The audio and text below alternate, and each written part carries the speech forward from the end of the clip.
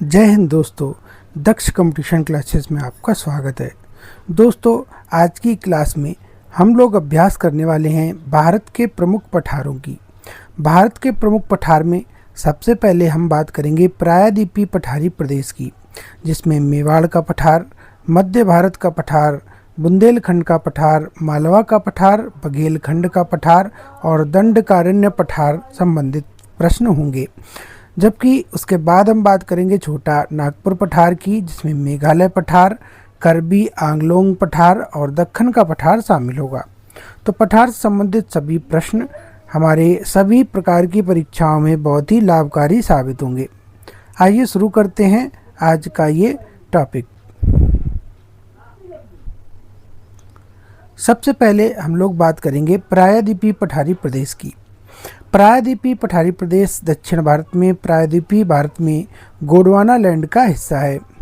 यह भारत का सबसे बड़ा भौतिक प्रदेश है, जो 16 लाख वर्ग किलोमीटर में फैला हुआ है। इसकी ऊंचाई लगभग 600 से 900 मीटर तक है तथा यहाँ पर अनेक पर्वत और पठार पाए जाते हैं। अब हम बात करेंगे मेवाड़ के पठार की। मेवाड़ का पठार मुख्यतः अरावली के पूर्व में पूर्वी राजस्थान में स्थित है। इस पठार पर बनास नदी बहती है। मेवाड़ के पठार का ढाल पश्चिम से पूरब की ओर है। इसके बाद मध्य भारत का पठार। मध्य भारत का पठार दोस्तों मध्य प्रदेश में स्थित है। इसका ढाल पश्चिम से पूरब की ओर है। यहाँ से मुख्यतः चंबल नदी बहती है, जो चंबल के बीहड़ का निर्माण करती है।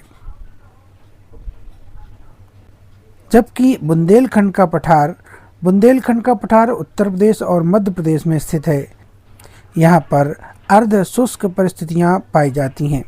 बुंदेलखंड के पठार का ढाल दक्षिण से उत्तर की ओर है, इसलिए यहाँ की मुख्य नदियाँ केन और बेतवा दक्षिण से उत्तर की ओर बहती हैं। यहाँ पर नदियाँ गहरी घाटियाँ और जलप्रपात बनाती हैं।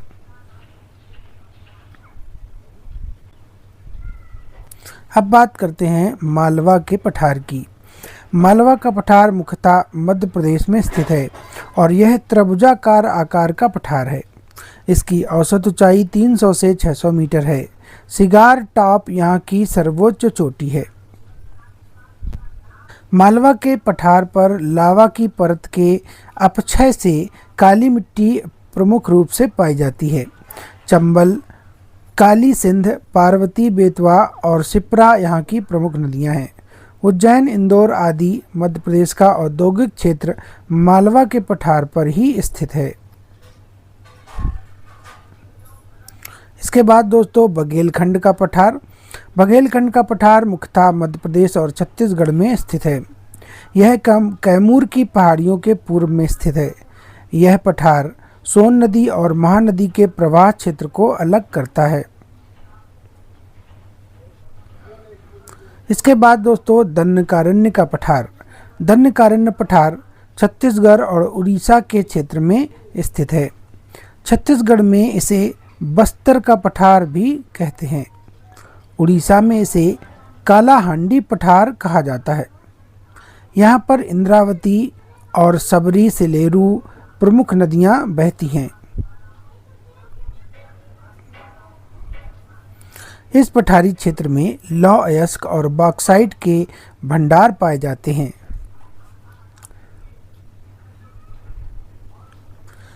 इसके बाद छोटा नागपुर पठार। छोटा नागपुर पठार मुख्यतः झारखंड तथा निकटवर्ती राज्यों का हिस्सा है।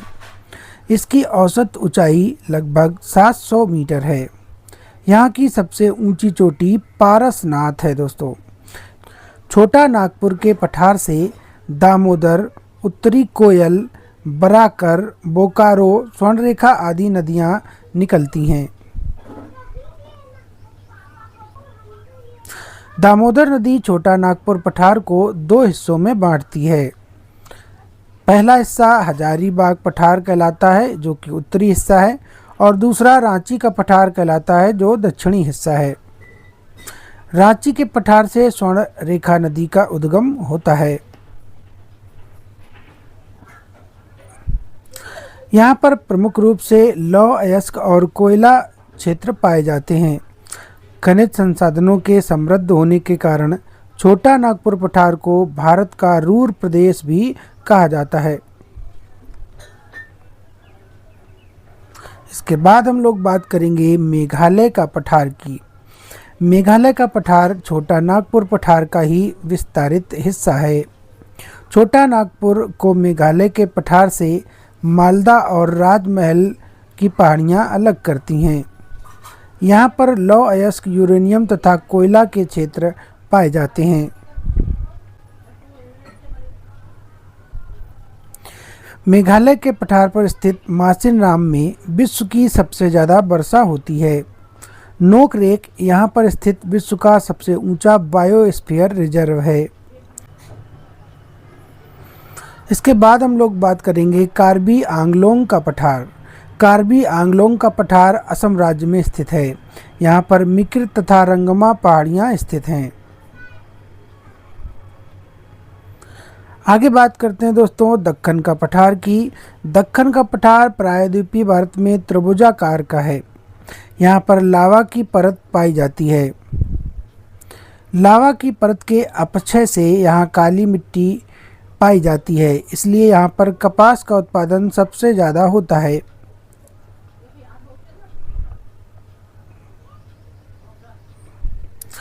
दक्कन के पठार का ढाल पश्चिम से पूरब की ओर है। यही कारण है कि ज़्यादातर पश्चिमी घाट से निकलने वाली नदियाँ बंगाल की खाड़ी में गिरती हैं, जैसे गोदावरी, कृष्णा, कावेरी आदि।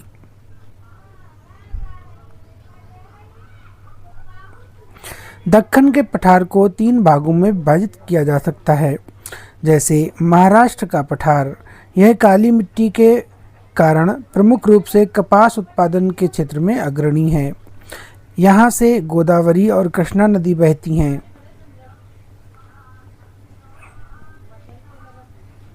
इसके बाद आंध्रा का पठार। आंध्र के पठार को कृष्णा नदी 2 भागों में बांट देती है। उत्तर में तेलंगाना और दक्षिण में रायलसीमा बनाती है। आंध्रा का पठार का पूर्वी हिस्से को समंदरा भी कहते हैं।